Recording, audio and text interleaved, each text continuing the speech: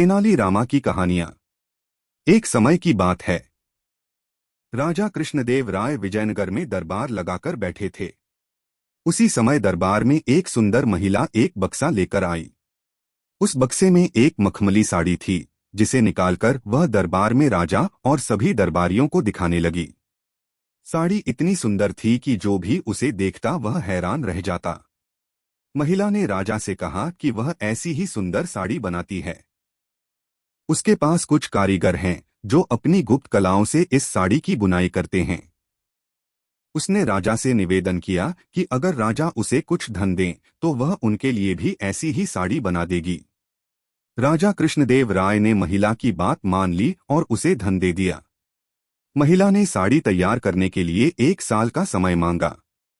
इसके बाद वह महिला साड़ी बुनने वाले अपने कारीगरों के साथ राजा के महल में रहने लगी और साड़ी की बुनाई करने लगी। इस दौरान उस महिला व कारीगरों के खाने पीने से लेकर तमाम खर्चे राजमहल ही उठाता था।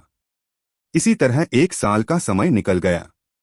फिर राजा ने अपने मंत्रियों को उस साड़ी को देखने के लिए उस महिला के पास भेजा। जब मंत्री कारीगर के पास गए तो वह देखकर हैरान रह गए।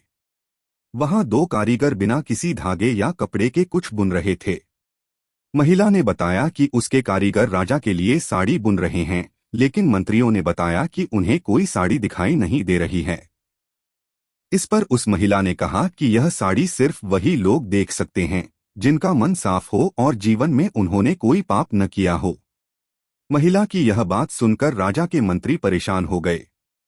उन्होंने बहाना बनाते हुए उस महिला से कहा कि उन्होंने वह साड़ी देख ली है और वो वहां से चले गए। राजा के पास वापस आकर उन्होंने कहा कि वह साड़ी बहुत ही सुंदर है। राजा इस बात से काफी खुश हुए। अगले दिन उन्होंने उस महिला को वह साड़ी लेकर दरबार में हाजिर होने का आदेश दिया। वह महिला एक बक्सा लिए हुए अपने कारीगरों के साथ अगले दिन दरबार में आ गई। उसने दरबार में बक्सा खोला और सबको साड़ी दिखाने लगी।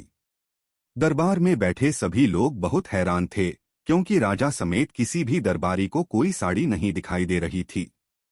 यह देखकर तेनालीराम ने राजा के कान में कहा कि उस महिला ने झूठ बोला है। वह सभी को बेवकूफ बना रही है।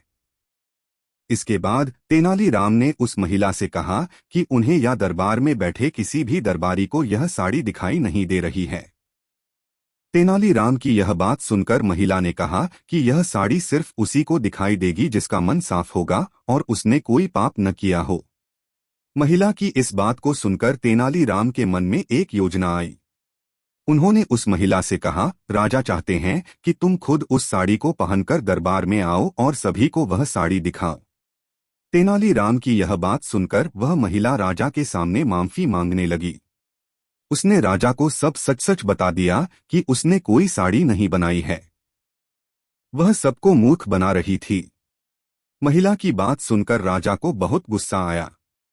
उन्होंने उसे जेल में डालने की सजा सुना दी, लेकिन जब उस महिला ने बहुत विनती की तो उन्होंने उसे छोड़ दिया और माफ करके उसे जाने दिया।